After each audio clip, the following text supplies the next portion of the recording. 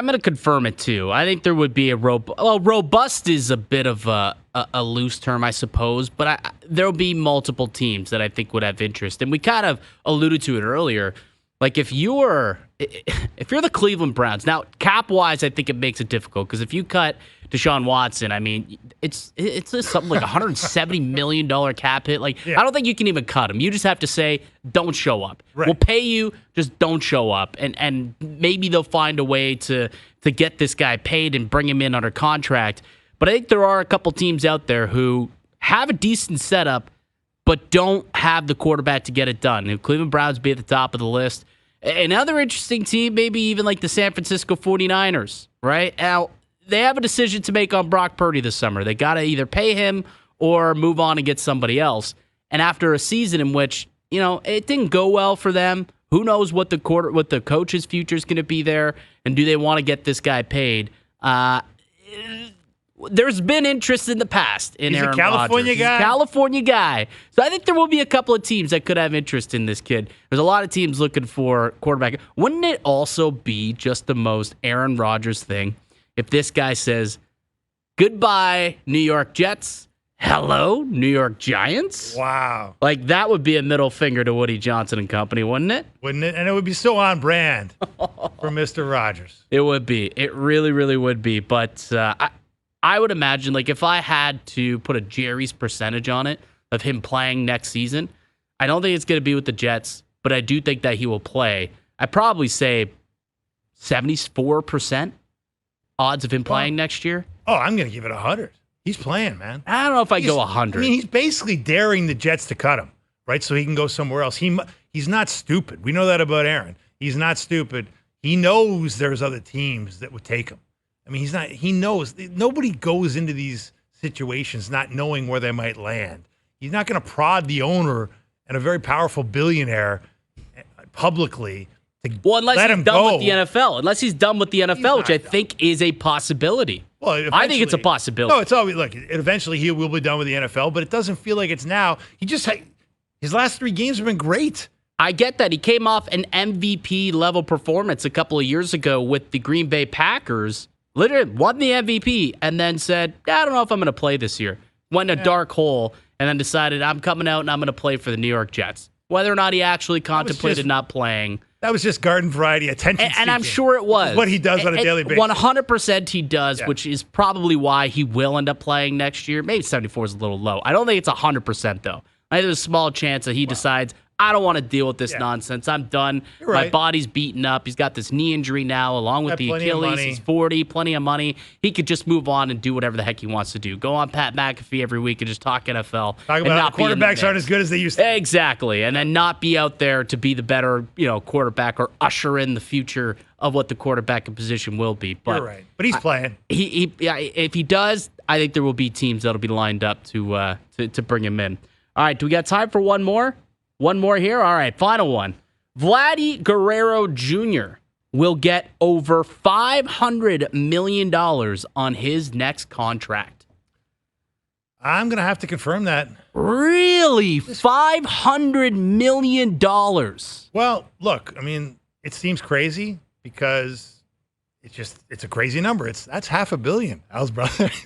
Fact, yes. $500 million statistically correct. Yes. But look, we just saw a 26-year-old slugger signed for $764 million, right? With escalators that are going to take that deal up to $800, and that's reset the market. And so he, as part of the market, it probably makes sense. I'm sure you can make a statistical case, and I'm sure it's being made at this very moment by Vladdy's representatives that he's worth every penny of $500 and probably a little bit more if you want to push the envelope. So career-wise, Juan Soto's wins above replacement, 36.4. Okay. Vladdy, 21.5. So he's 2/3 the player. 2/3 the player, so what's 2/3 of the cost? I guess that'd be roughly... Getting into the 500 range. I don't think... The only way that happens is if he leaves Toronto. I don't think the Blue Jays are willing to go to $500 million for him. I do not think that's the case. So if his contract's going to be $500 plus, it's going to be elsewhere. Okay.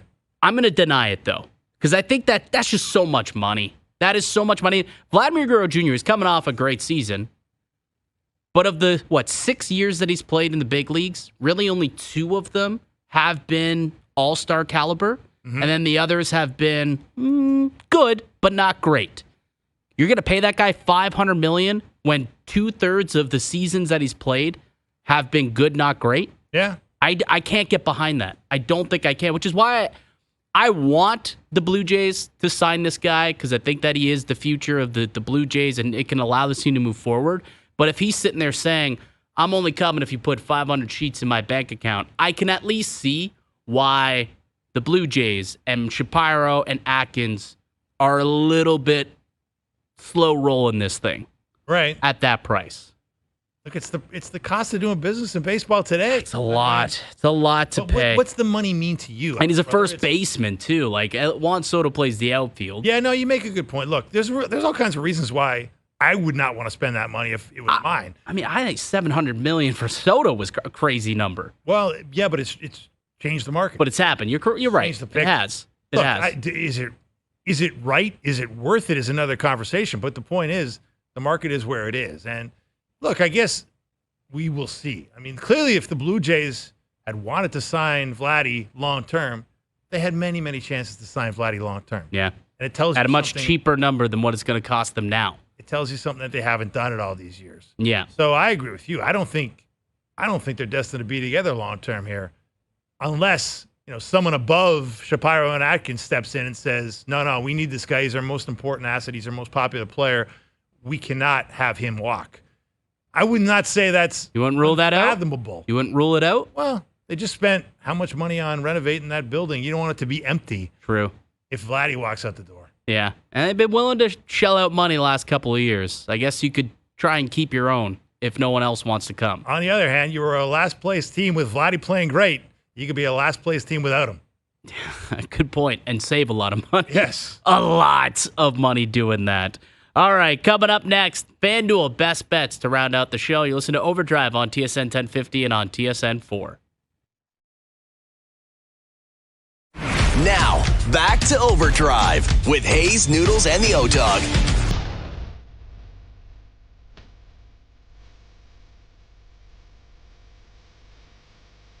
Today's best bets are powered by FanDuel. Make your picks and assemble a same-game parlay in seconds on the FanDuel Sportsbook app. I'm looking at tomorrow's Christmas slate in the football game. The first game, I like the Chiefs and Steelers one to go under the total of 43.5.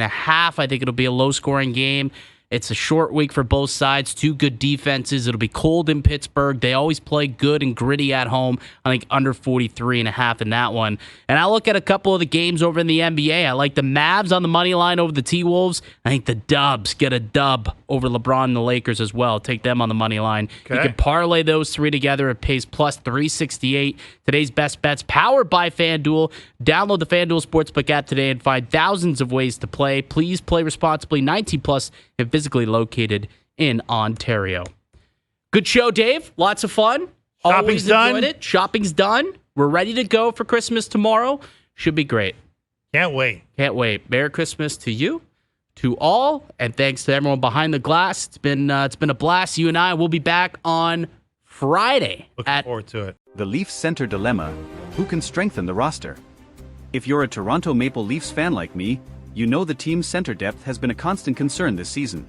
With Auston Matthews set to return from a mysterious upper body injury next week, the excitement of having our star back is palpable.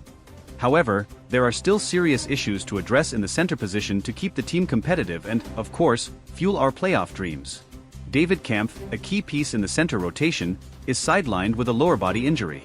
As if that weren't enough, Kaye Jarnkrok is still recovering from surgery, leaving another gap in the lineup. Max Domi, expected to be a versatile asset, has been placed on injured reserve, further aggravating the situation after missing consecutive practices due to lingering pains. To sum it up, the Leafs are missing 4 functional centers, and the pressure to act is mounting. James Myrtle, a respected Leafs analyst and contributor to The Athletic, highlighted a series of potential trade targets to address this dilemma during his appearance on the J.D. Bunkies podcast. Among the names mentioned, 2 stood out: Nick Jugstad and, for the nostalgic fans, a possible reunion with Ryan O'Reilly. Jugstad seems to be Myrtle's favorite, and for good reason. The player, who signed a 2-year deal with the Utah Hockey Club last offseason, carries a manageable $2.1 million cap hit, which is essential for a team as salary cap-strapped as the Leafs. Additionally, standing at 6 feet 6 inches and weighing 205 pounds, he would bring not only physicality but also consistent offensive contributions. Jugstad is the most viable option for the Leafs right now, Myrtle stated on the podcast. And he's right. Experienced and versatile, Jugstad has played for several teams, including the Florida Panthers, Pittsburgh Penguins, Minnesota Wild, and Edmonton Oilers, and could quickly adapt to the Leafs' dynamic. With an affordable contract and a solid track record, he offers a practical solution without sacrificing too many future assets. However, it's impossible to ignore the possibility of a Ryan O'Reilly return. Yes, we know he chose the Nashville Predators last summer in search of a quieter environment, but the Leafs management still holds him in high regard. The 2019 Stanley Cup-winning captain with the St. Louis Blues is precisely the type of player any contender would love to have on their roster. However, the cost of bringing him back would be steep, both in terms of trade assets and cap space adjustments, as Nashville or a third team would need to retain part of his salary. I don't think the O'Reilly scenario is entirely out of reach, Myrtle said, showing that there's optimism within the organization. However, there are doubts about how much it's worth investing in a 33-year-old player, even with his impeccable credentials. Meanwhile, cheaper internal options like Steven Lorentz, Connor Dewar, Pontus Holmberg, and Fraser Minten have been mentioned. But let's be honest, these names might serve as short-term stopgaps, but they're far from offering the stability and impact the team needs. The pressure is all on GM Brad Treliving. He knows that despite the Leafs' solid performance so far, the center position is crucial to sustaining any championship aspirations. With the trade deadline approaching, Treliving has likely intensified his efforts to finalize a deal. And we, the fans, are eagerly awaiting good news. For now, all we can do is trust that the team can weather this tough phase and hope a solution, whether it's Jugstad, O'Reilly, or another name, arrives before things spiral out of control. After all, as we all know, the Leafs don't have the luxury of wasting another season with a promising but incomplete roster. The time to act is now. The Leafs' center dilemma, expanding on the potential solutions. The Toronto Maple Leafs, amidst another promising yet tumultuous season, face one of their most pressing challenges, addressing a depleted center lineup that threatens to derail their momentum. While the return of Auston Matthews is a beacon of hope, the broader picture remains dire, requiring urgent action from the front office. With Kampf, Jarnkrok, and Domi sidelined, the team's depth has been stretched thin. The immediate impact is clear on both ends of the ice. Defensively, the Leafs are struggling to suppress opposing top lines without reliable two-way centers. Offensively, puck distribution and power play setups have been less dynamic, as the makeshift lineups lack the same chemistry. This imbalance underscores the necessity for reinforcements. Nick Jugstad, as highlighted by James Myrtle, presents the most realistic trade option. His affordable contract and towering physical presence align perfectly with the Leafs' needs. Beyond his imposing stature, Jugstad brings versatility. He can play both center and wing, a flexibility that would allow head coach Sheldon Keefe to adjust the lineup dynamically. However, acquiring Jugstad isn't without complications. The Utah Hockey Club, formerly the Arizona Coyotes, is currently rebuilding but may still demand a premium return for their experienced forward. The Leafs will likely need to part with a mid-tier prospect or draft pick to make the deal work. With their prospect pool already thin, Treliving faces a tough decision. Another name that excites fans and analysts alike is Ryan O'Reilly. The former Conn Smythe winner and Stanley Cup champion has a proven track record of elevating teams in high-stakes situations. His leadership during his brief stint with Toronto last season left a lasting impression. Yet, the Predators have little incentive to move him unless the offer is overwhelming. Should the Leafs pursue O'Reilly, it would almost certainly require a multi-asset package. A first-round pick and a promising young player like Nick Robertson might need to be part of the conversation. Additionally, Nashville would have to retain salary, a process that often involves a third-party team to facilitate. The logistics are challenging but not insurmountable. Internal options like Pontus Holmberg and Fraser Minten offer short-term relief but lack the experience needed for a deep playoff run. Holmberg has shown flashes of potential, but his limited NHL exposure raises questions about his readiness for a consistent role. Minten, while promising, is still developing and would be better served continuing his growth in the minors. A wild-card option could be exploring European leagues or waiver claims to unearth an overlooked talent. Teams like the Vegas Golden Knights and Colorado Avalanche have found gems in unconventional ways, and the Leafs scouting department may need to cast a wider net to uncover an affordable, immediate solution. Another factor complicating the Leafs' decisions is the looming salary cap crunch. With Matthews' extension set to kick in soon, Toronto must be mindful of every financial commitment. Adding a high-priced center now could limit flexibility during the off-season, forcing Treliving to juggle short-term needs against long-term sustainability. Trade timing will also play a pivotal role. Acting quickly could stabilize the team and prevent further slip-ups in the standings, but it may come at the cost of negotiating leverage. Alternatively, waiting closer to the deadline could yield better deals as selling teams grow more desperate. The risk, however, is enduring several more weeks of uncertainty. Sheldon Keefe's role in navigating this storm can't be overstated. His ability to extract maximum effort from an injury-riddled lineup will be crucial. Keefe has already experimented with unconventional line combinations, but the lack of true centers limits his tactical options. A new acquisition would provide the stability he needs to implement a more structured game plan. The Leafs locker room has remained resilient through adversity, with veterans like John Tavares and Morgan Rielly stepping up as vocal leaders. However, even their efforts may not be enough to overcome the absence of key personnel. Reinforcements are not just a luxury, they're a necessity.